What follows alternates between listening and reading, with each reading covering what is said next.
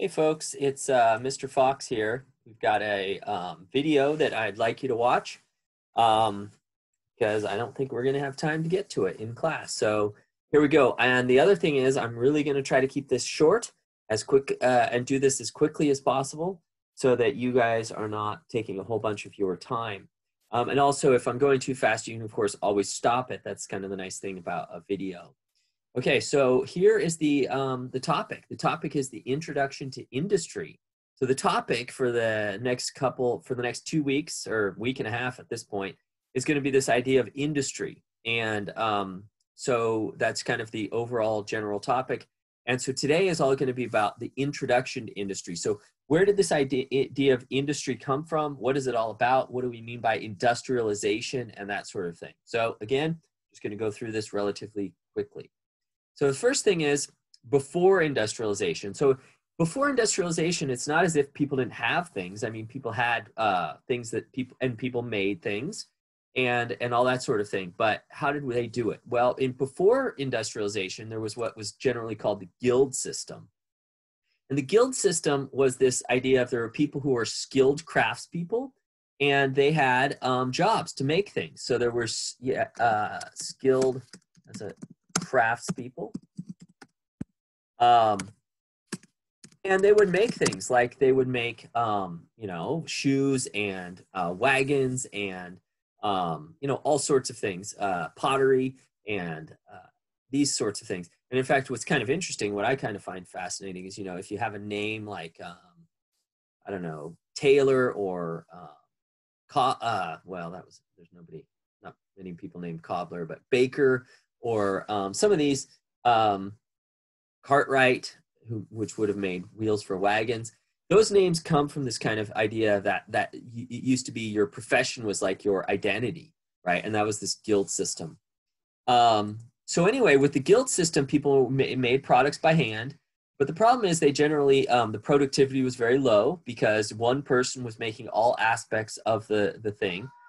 Unlike what we'll see in industrialization where people specialize and there's like an assembly line. And then you also have varied quality, right? Somebody who's making a shoe one day might make a different type of shoe or a different quality shoe the next. Okay, so that was in this period of pre-industrialization. You also had something, there's a term associated with pre-industrialization called cottage industries. So what cottage industries were is this idea where goods were made in the home. So, because again, people still had clothes they needed to make, still shoes and jewelry and things like that. But these weren't made in factories; they were made in the home, and so they were often sold locally. It was very rarely sold, like certainly not internationally or maybe even outside of your town. So everything was kind of local.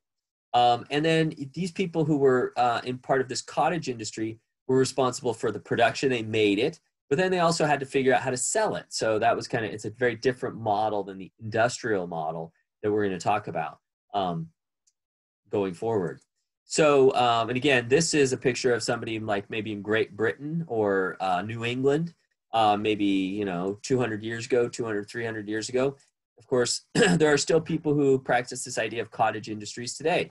This is somebody, weaving perhaps a rug in their home. Again, this is cottage industries still take place to this day in some places around the world where, you might do weaving or you might make some sort of, little items that you do make in your home. And then of course you might sell it. And again, that's cottage industry. Okay. So how did industrialization happen? Okay. So there were some things that needed to be in place. And those things, and we'll talk about where this happened. The first thing that needs to be in place is a semi-reliable market, meaning people who will buy your stuff, okay? You can, an economist will tell you can make the coolest stuff, the greatest stuff, the cheapest stuff out there, but if there's nobody to buy it, you can't have a viable company. The next thing you need is an effective central bank, so somebody to loan money to businesses, and back up the value of money, okay? And so that needs to be in place. You also need to have transportation, local transportation, and in fact, in some cases, international transportation. But in this case, this is local. So you need rivers, you need roads, and you need railroads. And of course, the roads at this point are for things like wagons, you know, animal powered things like that. Railroads are early railroads we'll talk about in where we're talking about. Labor, you need to have somebody to do the jobs, and you need to have natural resources. And for industrialization, the two big, huge natural resources are coal and iron ore. Those two things fueled the Industrial Revolution: coal and iron ore. Coal for fuel, iron ore to basically make everything. Eventually, it's turned into steel, which is basically the building block of the Industrial Revolution. And then lastly, you need some means for shipping to foreign markets. So you need a rail system, and you need what's a merchant marine. So a sophisticated group of sailors that can sail from around the world. Okay, and guess who had all these things? Great Britain had all of these things. So, and I feel like I should have backed up. This should be on page. You're on page 60 here in the booklet. At this point, it's kind of silly I'm saying this at this point, but yeah, we're on page 60 in the booklet. That's where we're starting. Okay, so Great Britain had all these things, and so we'll talk about that in a minute. So a couple things to note is there were some important inventions that took place in this time and really fueled the Industrial Revolution. The first one is well, first of all, to know, early on when we first had industrialization, the way they powered things, the way a factory could be powered or a machine could be powered was from something called a water wheel. And this is a diagram of a water wheel. What you need, here you have some sort of factory. In this case, it looks like they're grinding wheat. Okay, so it's not really a factory making things per se. But what you have here is a water wheel. There's a river flowing that turns the water wheel, and in here you have a series of gears that can make things, machines go faster or slower depending on the size of the gears. Ask Mr. Price how that works, because I don't know, or Mrs. Price, or any of the other physics teachers out there. But needless to say, that's a water wheel. Then what came along was something called, back it up, James Watt. And this is, it's debatable. There was also another British inventor named Newcomb who came up with a similar idea, but James Watt is credited with kind of perfecting it. But anyway, he came up with this idea of the steam engine. And so the steam engine would be a device that would be powered by steam. Of course, that would usually be fueled by coal. So coal would heat steam, and then steam would be pushed through a series of different devices that would create movement. Okay, so there'd be pistons that would go up and down, and you would create movement for a machine that would eventually, do some sort of work in a factory. Okay, so James Watt steam engine drastically changes the industrial landscape. So no longer do you have to be right by water. You can have a factory anywhere you want. Okay, because the steam engine is going to power that factory. Okay, the machines that are moving around in that factory. To continue on, now we're on page 61 in the booklet. So the steam engine and iron, what does that have to do with iron? So there's a very close relationship between the production and manufacturing of iron and the steam engine. So what needs to happen is you need to have a steam engine to provide a steady supply of air to a blast furnace. So I don't know all the details about how blast furnace works, but essentially you get iron ore and some other ingredients you put in the blast furnace. Then what you definitely need in order to keep it hot is you need a steady stream of air. And how are you going to get that air? You're not going to have people like blowing on pipes, right? The air comes from a steam engine that is going to be constantly being able to pump air into a blast furnace. And that's kind of the relationship between a steam engine and a blast furnace. So iron eventually becomes the basic ingredient for the development of industry. It creates the machines, right? All the machines are made out of iron, and then eventually steel. We have trains are made out of iron. Railroad tracks are made out of iron and steel, and steel is just an alloy of iron. And so iron and the steam engine are always entwined. As far as other impacts of the steam engine, we also have textiles in the cloth industry, where you see what was powered was this power loom. 1785 in Great Britain, they had this power loom that would allow you to weave mostly cotton, but also wool with a machine, as opposed to, you know, having thousands of people doing these things in your home, weaving fabric. Now you brought all the product to the machine, to the factory, and you had a bunch of machines doing the work. So now lots of people this would cut weaving time in dramatically, but it also cut labor. There was a lot less labor necessary to weave cloth. Other things, there was something called a cotton gin for 1794. It would process the cotton. It would make sure the cotton was ready to be woven and spun. You also, and part of this connection is this idea of the expansion of the British Empire. Where was Britain getting all this cotton that they were using? They were getting it from two places originally. The two places originally were going to be Egypt and India is where they got most of the cotton. They would also get a lot of wool from like Australia and New Zealand. So they were getting cotton from Egypt and India, and that of course fueled the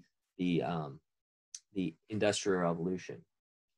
So to continue on this idea of the impact of the steam engine, so also related to strongly to transportation. So again, we start to see the steam locomotive very early on. This is kind of a very early version of the steam locomotive. So the wide scale use is by 1804. That's some of the earliest. No other countries besides Great Britain really are experimenting too much with the steam engine. Great Britain is certainly where these things are all starting.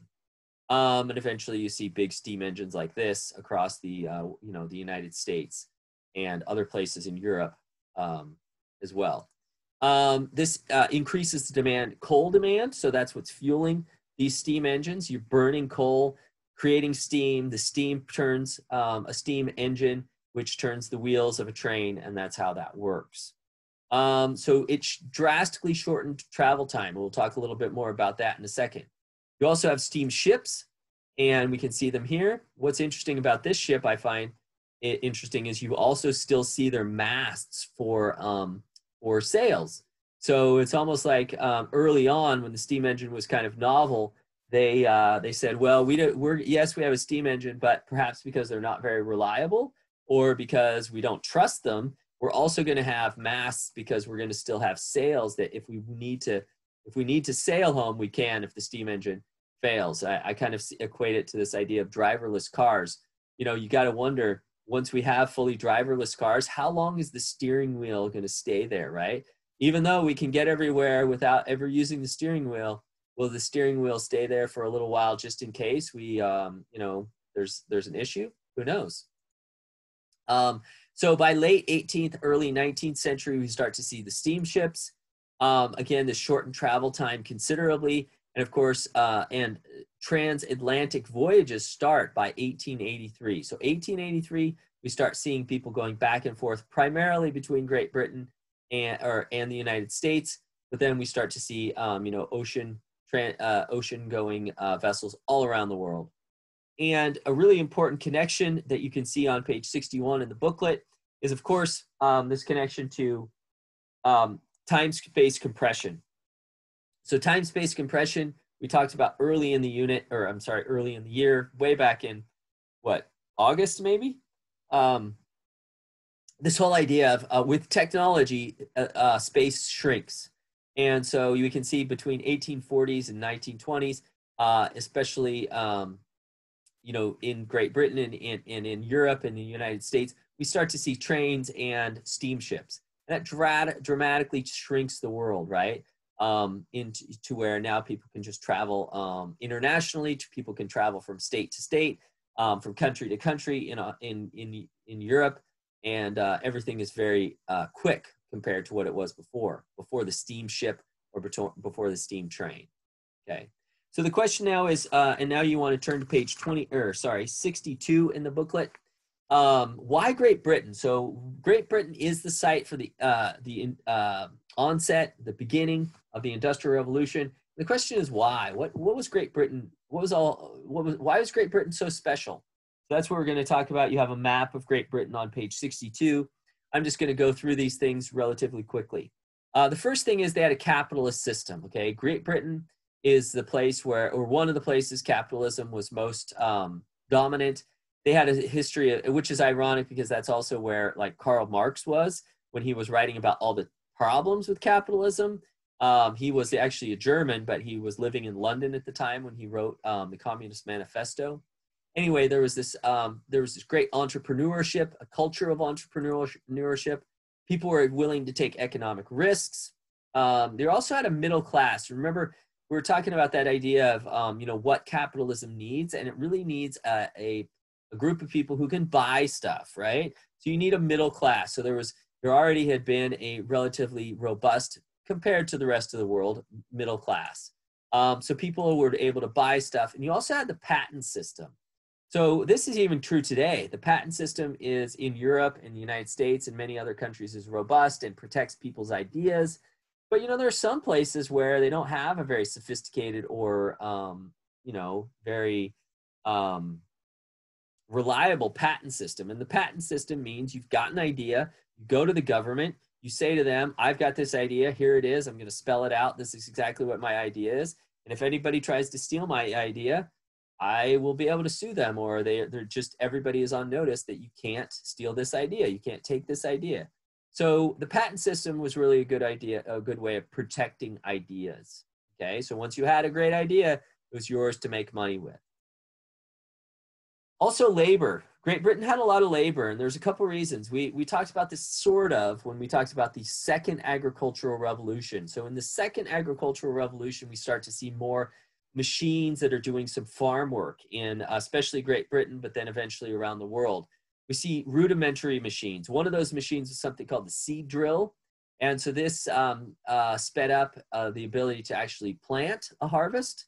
And we also had the system that we didn't really talk too much, although I think it's in the textbook, about the enclosure system. So what happened was in Great Britain, they started to do what was called enclosing the farms.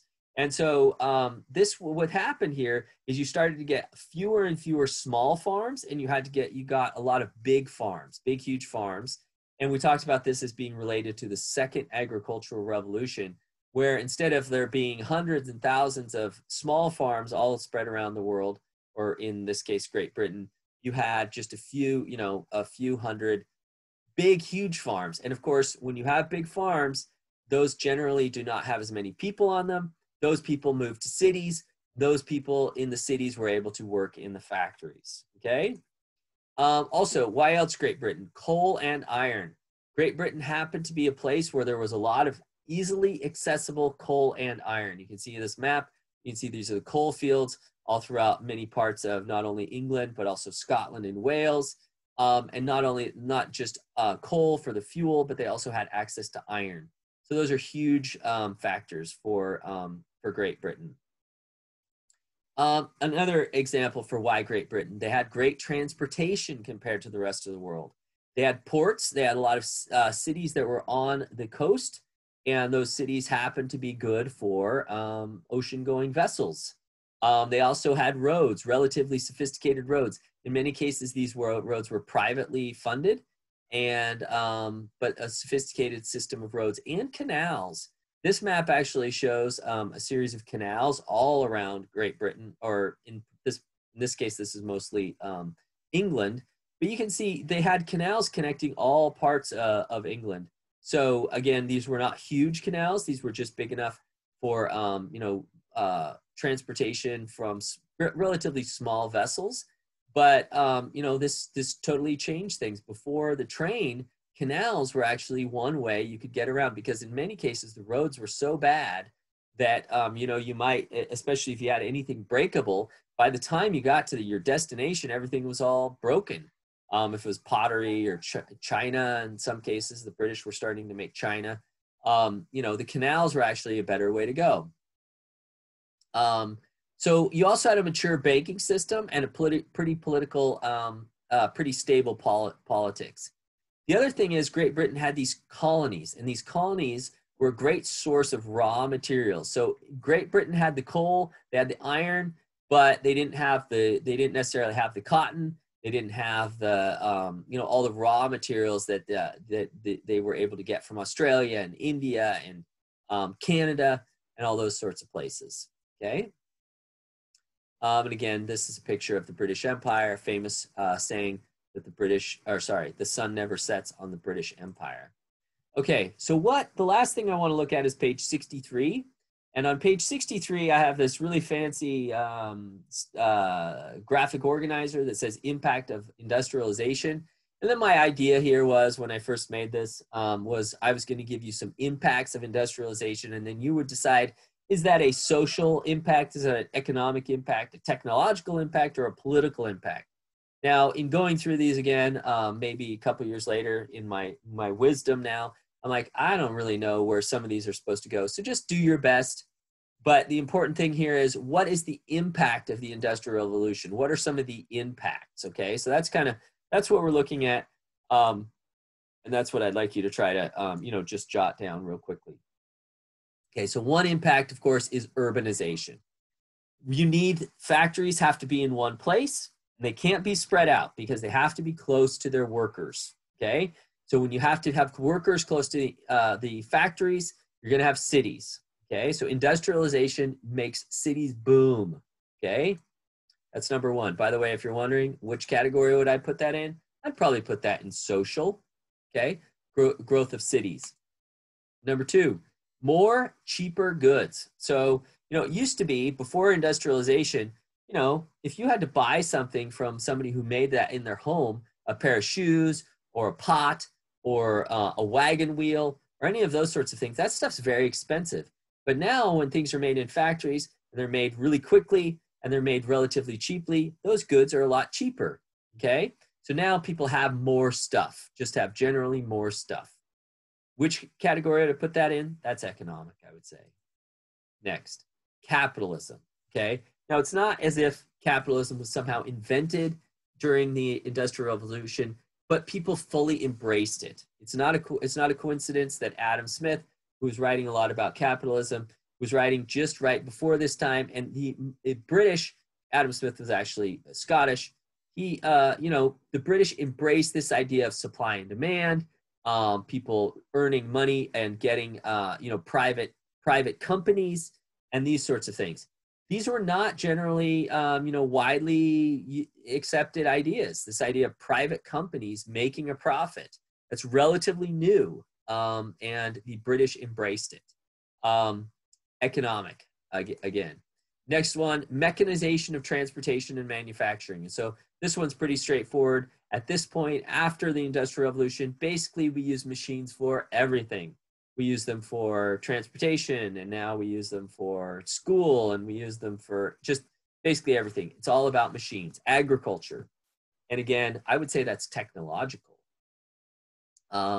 Socialism and communism, interestingly, based on capitalism, was the driving force behind industrialization. But industrialization also led a lot of people, including people like Karl Marx, to say, holy crap, industrialization it sucks. We have, you know, these very hard working factories. Mining is a horrible job.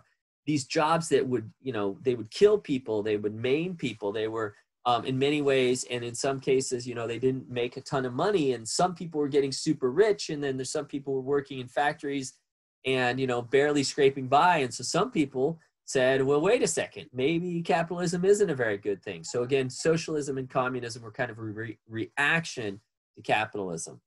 And again, I would say that's economic. Second agricultural revolution. Again, we talked about this whole idea of mechanizing farming a little bit, you know, certainly not like the machines we have today, but also this idea of commercial agriculture as opposed to subsistence agriculture.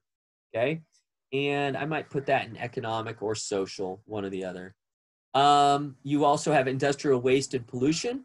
So one of the major drawbacks of industrialization is now we have pollution, and, you know, we have all sorts of waste. Fouls rivers, fouls the air. You know, Great Britain's, London's air was horrible 200 years ago, just like much of, you know, China is today. So again, I'd probably put that in maybe social, I don't know, economic. We also have this shift to the second stage of the demographic transition model. Remember, that's this stage where the population dramatically expands. More food is available. People start to understand things about, diseases and medicine and things like that. So again, we see this shift to the second stage of the DTM, okay? Okay, so last thing I'm going to talk about real quickly is just this idea of the expansion of, or the diffusion of industrialization. You can see by 1840, it is throughout most of Great Britain. Then we slowly but surely see it expand through Germany, eventually the Czech Republic and Poland, and then finally to Russia by the 1880s. So anyway, that's what I've got. Please go ahead and make sure you've taken these notes. Hopefully we can have this all taken care of and you can watch it by Thursday, but if not, I'm flexible. Okay, well, that's all I've got. And thank you very much. Take care. Bye-bye.